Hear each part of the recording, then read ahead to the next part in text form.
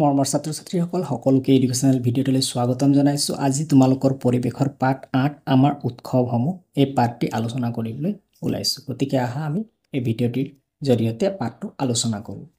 ইয়াত ছবি কেইটামান দেখুওৱা হৈছে। ছবি কেইটামান দেখুৱাই তলত প্ৰশ্ন কেইটামান আছে। ছবি কেইখনত কি কি দেখা পাইছা? ছবি কেইখন চাই তোমালোকে ক'ব পাৰিবা যে ছবিখন কোনটো উৎসৱৰ ছবি। এয়া হৈছে খ্ৰীষ্টমাছৰ ছবি হয়নে? ফাকুৱা খেলিছে অৰ্থাৎ ফাকুৱা বা হোলী ছবি। এয়া হৈছে দেৱালী। তাৰপিছত চোৱা এয়া বহাগ বিহুৰ ছবি। এয়া হৈছে দুৰ্গা পূজা আৰু এয়া হৈছে ঈদৰ ছবি। প্ৰত্যেকখন ছবিত কেনেধৰণৰ কাৰ্যকলাপ দেখিবলৈ পাইছা?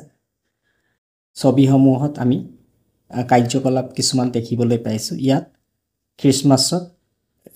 খ্ৰীষ্টমাছৰ কাৰণে এয়া ষ্টাৰ বেলুন চেলুন এইবিলাক লগোৱা। ইয়াত ফাকুৱা এজনে আনজনৰ গালৈ ৰং ছটিয়াইছে। ইয়াত চাকি জ্বলোৱা হৈছে, নাচ গান কৰা হৈছে। ইয়াত দেৱীৰ পূজা কৰা হৈছে। ইয়াত ঈদত এজনে আনজনক শুভেচ্ছা জ্ঞাপন কৰিছে। এই কাৰ্যবোৰ কোন সময়ত আৰু কি কাৰণত কৰা হয় এয়া আমি পাঠত পাম। তোমালোকে পালন কৰা কিছুমান উৎসৱৰ নাম লিখা আৰু বহুতো উৎসৱ আছে। তোমালোকে যিবিলাক পালন কৰা তাৰে কিছুমান নামবিলাক লিখিবা। উৎসৱ পাৰ্বণ বুলিলে আমি কি বুজো? উৎসৱ পাৰ্বণ বুলিলে সাধাৰণতে আনন্দ উল্লাস, নতুন কাপোৰ পিন্ধা উৰা, নানা তৰহৰ খোৱা বোৱা, নাচ গান আদিৰ কথা আমাৰ মনলৈ আহে। উৎসৱ পাৰ্বণ হৈছে বিভিন্ন জাতি জনগোষ্ঠী আৰু ধৰ্মাৱলম্বী লোকসকলে পৰম্পৰাগতভাৱে পালন কৰা কিছুমান আচাৰ অনুষ্ঠান। উৎসৱ পাৰ্বণসমূহ সমূহীয়াকৈ সমিলমিলেৰে ৰং ৰইচ আৰু উলহ মালহেৰে পালন কৰা হয়।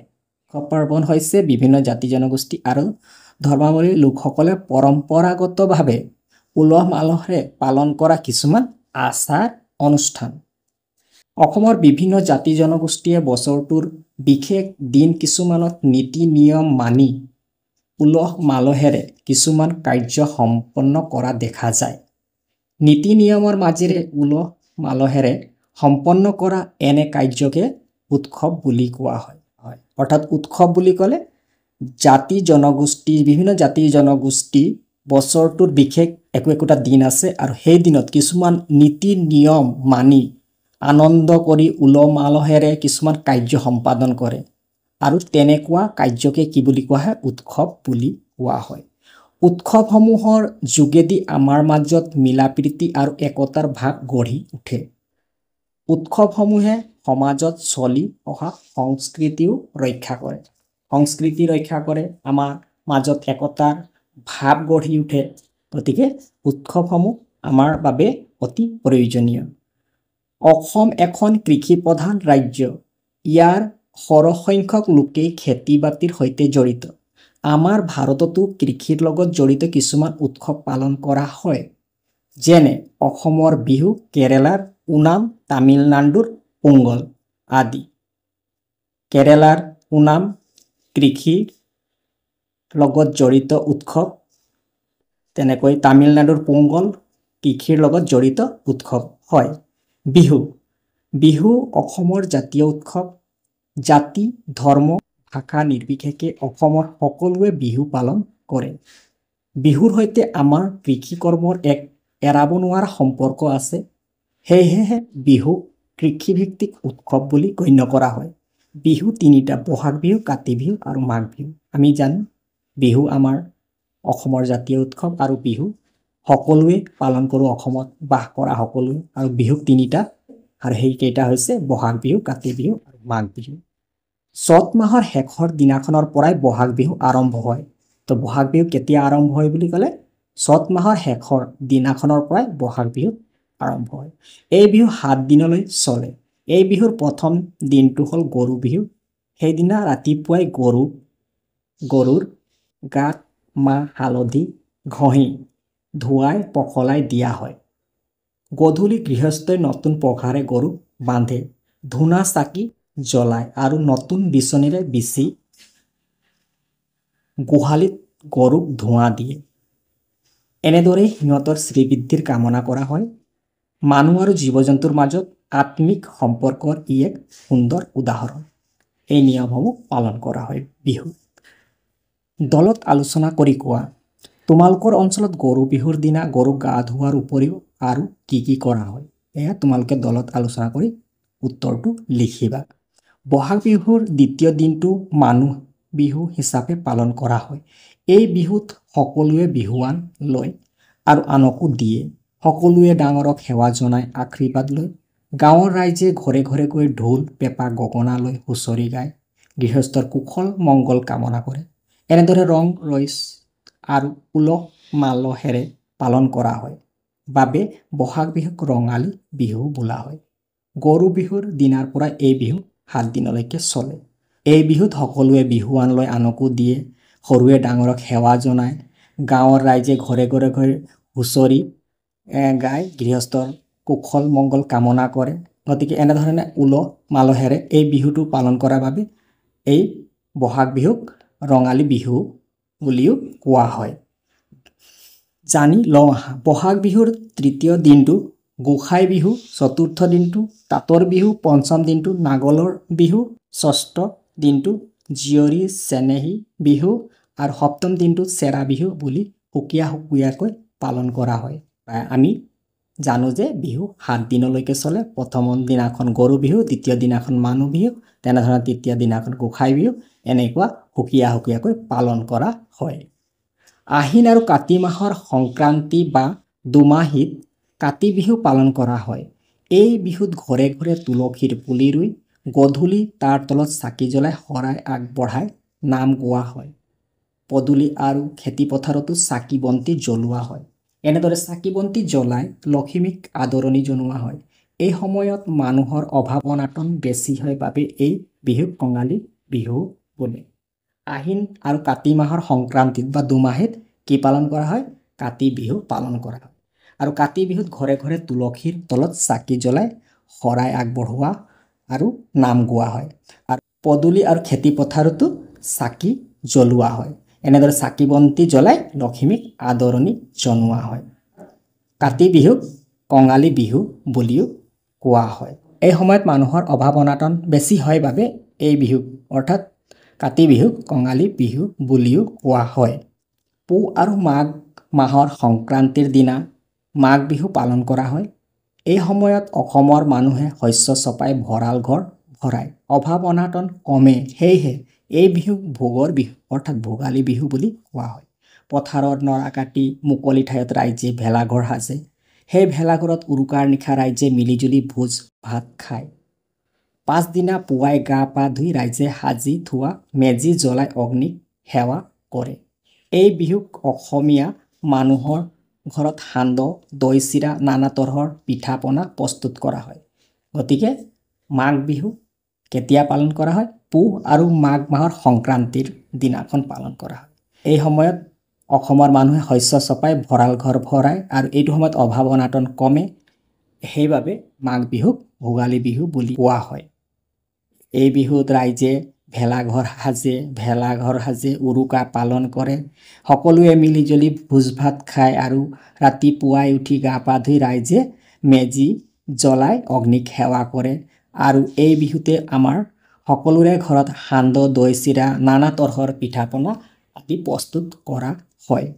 দলত আলোচনা কৰি লিখা, তোমালোকে মাঘৰ বিহু কেনেদৰে পালন কৰা? লিখিবা তোমালোকে কেনেদৰে পালন কৰা, কি কৰা। বিভিন্ন পিঠা পনাৰ নামৰ তালিকা প্ৰস্তুত কৰা। কি পিঠা নামবিলাক লিখিবা। অসমত আমি যিদৰে বিভিন্ন উৎসৱ পালন কৰোঁ, সেইদৰে আমাৰ দেশ ভাৰতবৰ্ষৰ আন প্ৰদেশতো বিভিন্ন নামেৰে বিভিন্ন উৎসৱ পালন কৰা হয়। কিছুমান উৎসৱ সাধাৰণতে ঋতুৰ ওপৰত, কিছুমান ৰীতি নীতি তথা ধৰ্মৰ ওপৰত, কিছুমান কৃষিৰ ওপৰত নিৰ্ভৰ কৰি অনুষ্ঠিত কৰা হয়।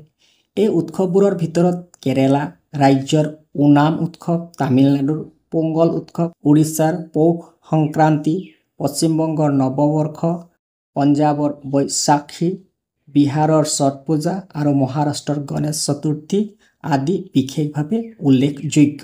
ইয়াৰ উপৰি ভাৰতবৰ্ষৰ প্ৰায় সকলো ৰাজ্যতে ৰাখী বন্ধন, ঈদ, বৰদিন, দুৰ্গা পূজা, দেৱালী, সৰস্বতী পূজা আদি উৎসৱ পালন কৰা হয়। এই সকলোবোৰ উৎসৱে আমাৰ মাজত ভাতৃত্ববোধ, ৰাষ্ট্ৰীয় ঐক্য আৰু সংহতি গঢ়ি উঠাত সহায় কৰে। ওনাম উৎসৱ। ওনাম ভাৰতৰ দক্ষিণ পশ্চিম প্ৰান্তত অৱস্থিত কেৰালা ৰাজ্যৰ এটা প্ৰধান উৎসৱ।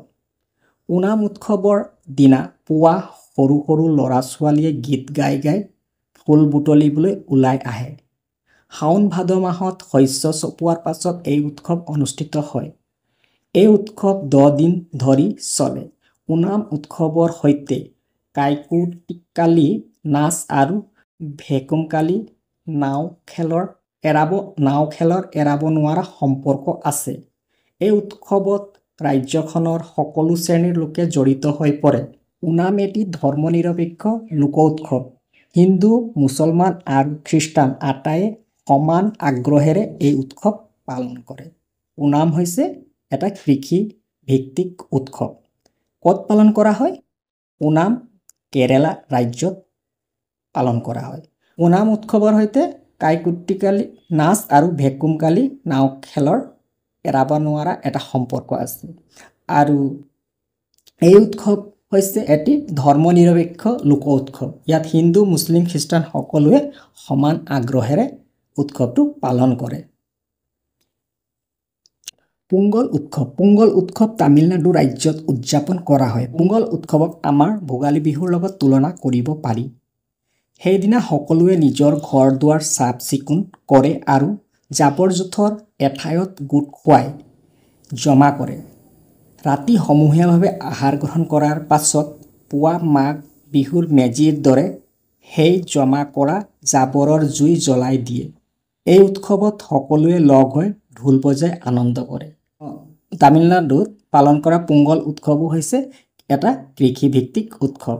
পোংগল উৎসৱ আমাৰ অসমৰ ভোগালী বিহুৰ লগত তুলনা কৰিব পাৰি। কিছুমান মিল আছে। বিচাৰি চাওঁ আহা। কেৰালা আৰু তামিলনাডু ৰাজ্য ভাৰতৰ মানচিত্ৰৰ কোনখিনিত আছে বিচাৰি চোৱা। মেপখনত তোমালোকে চাবা। এইটো আমাৰ ৰাজ্য অসমত বিভিন্ন জাতি জনগোষ্ঠী আৰু ধৰ্মাৱলম্বী লোকে মিলাপ্ৰীতিৰে বসবাস কৰে। অসমৰ জনগোষ্ঠীসমূহৰ ভিতৰত ডিমাচা, বড়ো, ৰাভা, মিচিং, তিৱা, দেউৰী, কাৰ্বি, সোণোৱাল, কছাৰী, গাৰো, চাহ জনগোষ্ঠী আদি প্ৰধান। এই জনগোষ্ঠীসমূহৰ নিজাববীয়াকৈও কিছুমান উৎসৱ আছে। তলত দিয়া তালিকাখনত অসমৰ কেইটামান জনগোষ্ঠী আৰু তেওঁলোকে পালন কৰা উৎসৱ পাৰ্বণসমূহৰ নাম উল্লেখ কৰা হৈছে। জনগোষ্ঠীৰ নাম, পালন কৰা উৎসৱ পাৰ্বণৰ নাম। মিচিং। মিচিংসকলে পালন কৰা উৎসৱৰ নাম আলি আয়ে লৃগাং। টাই আহোমে মেডাম মেফি। ডিমাচাসকলৰ বুচু, ডিমা। তিৱাসকলৰ জংখং পূজা। চাহ জনজাতিসকলৰ কৰম পৰব। ফেংগাল কছাৰীসকলৰ তৰা চিৰা বিহু। আমাৰ দেশ ভাৰতত বিভিন্ন ধৰ্মৰ লোকে বাস কৰে। সকলো ধৰ্মৰ উৎসৱসমূহ আমাৰ দেশত উলহ মালহেৰে পালন কৰা হয়। যেনে দুৰ্গা পূজা, দেৱালী, ঈদ, গুৰু নানক জয়ন্তী, খ্ৰীষ্টমাছ, বুদ্ধ পূৰ্ণিমা আদি। দেৱালী। দেৱালী হৈছে পোহৰৰ উৎসৱ। আমি দেৱালীৰ দিনা গধূলি চাকি বন্তি জ্বলাওঁ আৰু মিঠাই খাওঁ, নহয়নে? দেৱালী উৎসৱত তোমালোকে কি কি কৰা সেয়া তোমালোকে নিজে লিখিবা। এইটো দেৱালী উৎসৱত তোমালোকে কি কি কৰা জানানে? দেৱালীত ফুলজাৰি, ফটকা আদি জ্বলাই আতচবাজি কৰিবলৈ তোমালোকে ভাল পোৱা, নহয়নে বাৰু? এই আতচবাজিৰ ফলত বায়ু প্ৰদূষণ, শব্দ প্ৰদূষণ আৰু পোহৰ প্ৰদূষণ হয়। আতচবাজিৰ ফলত হোৱা প্ৰদূষণে জীৱ জগতৰ ক্ষতি সাধন কৰে। ফটকাৰ প্ৰচণ্ড শব্দৰ বাবে কিছুমান প্ৰাণী আৰু চৰাই চিৰিকটিৰ মৃত্যু পৰ্যন্ত ঘটিব পাৰে। এই বিষয়ে তোমালোকে শিক্ষকৰ সৈতে আলোচনা কৰি জানি ল'বা। ঈদ। সকলো ইছলামধৰ্মী লোকে ঈদ পালন কৰে। ঈদ দুটা, ঈদ উল ফিতৰ আৰু ঈদ উল জুহা। ঈদত সকলোৱে নতুন কাপোৰ পিন্ধি সমূহীয়াকৈ নামাজ পঢ়ে। ধনী দুখীয়াৰ ভেদাভেদ পাহৰি সকলোৱে এজনে আনজনক আলিংগন কৰি শুভেচ্ছা জনায়। এই উপলক্ষে ঘৰে ঘৰে নানা ধৰণৰ আহাৰ তৈয়াৰ কৰে। ঈদত দুখীয়াক দান কৰা হয় যাতে তেওঁলোকেও প্ৰয়োজনীয় খাদ্য সামগ্ৰী লাভ কৰিব পাৰে। এসাঁজ নতুন কাপোৰ পিন্ধি সকলোৰে সৈতে সমানে আনন্দ উল্লাহেৰে ঈদ পালন। ইছলাম ধৰ্মী লোকসকলে ঈদ পালন কৰে। ঈদ দুটা আছে, এটা হ'ল ঈদ উল ফিতৰ আৰু ঈদ উল জোহা। ঈদত সকলোৱে নতুন কাপোৰ পিন্ধি নামাজ পঢ়ে। ধনীসকলে দুখীয়াক বিভিন্ন বস্তু দান কৰে যাতে তেওঁলোকেও প্ৰয়োজনীয় খাদ্য সামগ্ৰী লাভ কৰিব পাৰে আৰু এসাঁজ নতুন কাপোৰ পিন্ধি সকলোৰে সৈতে সমানে আনন্দ উল্লাহেৰে যাতে ঈদ পালন কৰিব পাৰে। বুদ্ধ পূৰ্ণিমা। বৌদ্ধ ধৰ্মৰ প্ৰৱৰ্তক বুদ্ধদেৱৰ জন্ম, সিদ্ধিলাভ আৰু মৃত্যু বহাগ মাহৰ পূৰ্ণিমা তিথিতে হৈছিল। সেয়েহে বহাগ মাহৰ পবিত্ৰ পূৰ্ণিমাৰ দিনটো বৌদ্ধ ধৰ্মাৱলম্বী লোকসকলে বুদ্ধ পূৰ্ণিমা হিচাপে পালন কৰে। ভাৰতকে ধৰি পৃথিৱীৰ বিভিন্ন দেশত বৌদ্ধ ধৰ্মাৱলম্বী লোকসকলে এই দিনটো উৎসৱ হিচাপে পালন কৰে। বুদ্ধদেৱৰ অহিংসা নীতি অনুসৰি বুদ্ধ পূৰ্ণিমাৰ দিনা বন্দী চৰাই আৰু প্ৰাণীসমূহক মুকলি কৰি দিয়ে। বৰদিন বা খ্ৰীষ্টমাছ। বৰদিন হ'ল খ্ৰীষ্টান ধৰ্মাৱলম্বী লোকসকলে পালন কৰা এটা উৎসৱ। এই উৎসৱ ডিচেম্বৰ মাহৰ 25 তাৰিখে যীশুখ্ৰীষ্টৰ জন্মদিনৰ দিনা পালন কৰা হয়। এই উৎসৱত খ্ৰীষ্টান ধৰ্মাৱলম্বী লোকসকলে নতুন কাপোৰ লৈ আৰু গীৰ্জাত সমূহীয়া প্ৰাৰ্থনা কৰে। এই উৎসৱ উপলক্ষে ৰং বিৰঙৰ লাইট আৰু পুতলাৰে এজোপা খ্ৰীষ্টমাছ গছ সজাই তোলা হয়। গছজোপাৰ চাৰিওফালে সকলোৱে গোট খাই গীত গাই নৃত্য গীত পৰিৱেশন কৰে। ইজনে সিজনক শুভেচ্ছা জনায়, ডাঙৰে সৰুক উপহাৰ দিয়ে। পৰিয়াল আৰু আত্মীয় স্বজন সকলোৱে মিলি আনন্দ মনেৰে আহাৰ খায়। এই উৎসৱ আত্মীয় স্বজন আৰু বন্ধু বান্ধৱক ওচৰ চপাই আনে, আত্মীয়তা বঢ়ায়। খ্ৰীষ্টান ধৰ্মাৱলম্বী লোকসকলে খ্ৰীষ্টমাছত নতুন কাপোৰ লৈ গীৰ্জাত সমূহীয়া প্ৰাৰ্থনা কৰে। ৰং বিৰঙৰ লাইট পুতলা আদিৰে এজোপা খ্ৰীষ্টমাছ গছ সজাই তোলে আৰু সেই খ্ৰীষ্টমাছ গছজোপাৰ চাৰিওফালে সকলোৱে গোট খাই গীত নৃত্য আদি পৰিৱেশন কৰে। ইজনে সিজনক শুভেচ্ছা জ্ঞাপন কৰে, ডাঙৰে সৰুক উপহাৰ দিয়ে। পৰিয়াল আৰু আত্মীয় স্বজন সকলোৱে মিলি আনন্দ মনেৰে আহাৰ গ্ৰহণ কৰে। এই উৎসৱে আত্মীয় স্বজন আৰু বন্ধু বান্ধৱক ওচৰ চপাই আনে, আত্মীয়তা বঢ়ায়। গুৰু নানক শিখ ধৰ্মৰ প্ৰৱৰ্তক আছিল। কাতি মাহৰ পূৰ্ণিমা তিথিত গুৰু নানকৰ জন্ম হৈছিল। সেই জন্মদিনটোক শিখ ধৰ্মাৱলম্বী লোকসকলে গুৰু নানক জয়ন্তী হিচাপে পালন কৰে। শিখ ধৰ্মাৱলম্বী লোকসকলে সেইদিনা পৰিয়ালৰ সৈতে গুৰুদ্বাৰলৈ যায়। তাত তেওঁলোকে গুৰুৰ বাণীসমূহ শ্ৰদ্ধা ভক্তিৰে পাঠ কৰে। অমৃতসৰৰ স্বৰ্ণ মন্দিৰ আৰু আন সকলো গুৰুদ্বাৰতে এই উৎসৱত অংশ লোৱা সকলোকে আহাৰ যোগান ধৰা হয়। এই আহাৰক গুৰু কা লংগৰ বোলা হয়। গুৰু নানক শিখ ধৰ্মৰ প্ৰৱৰ্তক আছিল। শিখ ধৰ্মাৱলম্বী লোকসকলে গুৰু নানকৰ জন্মদিনটো গুৰু নানক জয়ন্তী হিচাপে পালন কৰে আৰু এই গুৰু নানক জয়ন্তী দিনাখন সকলোৱে গুৰুদ্বাৰলৈ যায়। গুৰুদ্বাৰত গৈ গুৰুৰ বাণীসমূহ শ্ৰদ্ধা ভক্তিৰে পাঠ কৰে। সকলো গুৰুদ্বাৰতে এই উৎসৱত অংশ লোৱা সকলোকে আহাৰ যোগান ধৰা হয় আৰু এই আহাৰক কি বুলি কয়? গুৰু কা লংগৰ বুলি কোৱা হয়। ফাকুৱা বা হোলী উৎসৱ। ফাকুৱা বা হোলী উৎসৱ। ফাকুৱা বা হোলী এক সৰ্বভাৰতীয় উৎসৱ। ফাগুন মাহৰ পূৰ্ণিমা তিথিত এই উৎসৱ পালন কৰা হয়। বিভিন্ন ধৰ্মাৱলম্বী লোকে এই উৎসৱত অংশগ্ৰহণ কৰি আনন্দ উপভোগ কৰে। ভাৰতৰ ভিন ভিন ঠাইত ফাকুৱা বা হোলী বিভিন্ন ধৰণে পালন কৰা হয়। এই উৎসৱক অসমত দৌল উৎসৱ বুলি কোৱা হয়। ফাকুৱা এক সৰ্বভাৰতীয় উৎসৱ। পূৰ্ণিমা তিথিত এই উৎসৱ পালন কৰা হয়। বিভিন্ন ধৰ্মাৱলম্বী লোকসকলে এই উৎসৱত অংশগ্ৰহণ কৰি আনন্দ উপভোগ কৰে। ভাৰতৰ বিভিন্ন ঠাইত ফাকুৱা বা হোলী বিভিন্ন ধৰণে পালন কৰা হয়। আৰু অসমত ফাকুৱা কি উৎসৱ বুলি কোৱা হয় দৌল উৎসৱ বুলি কোৱা হয় প্ৰথমতে হোলী উৎসৱ শ্ৰীকৃষ্ণ আৰু গোপীসকলৰ উৎসৱ হিচাপে আৰম্ভ হৈছিল যদিও কালক্ৰমত সকলো ধৰ্মৰ লোকে এই উৎসৱ পালন কৰিবলৈ লয় বসন্ত কালত পালন কৰা হয় বাবে কোনো ঠাইত হোলী বসন্ত উৎসৱ বুলিও জনা যায় কিছুমান ঠাইত হোলী বসন্ত উৎসৱ বুলিও জনা যায় কাৰণ বসন্ত কালত পালন কৰা হয় বাবে এয়াই আছিল এই পাঠটোৰ চমুকৈ আলোচনা গতিকে সকলোলৈকে ধন্যবাদ জনাই আজিলৈ সামৰিলোঁ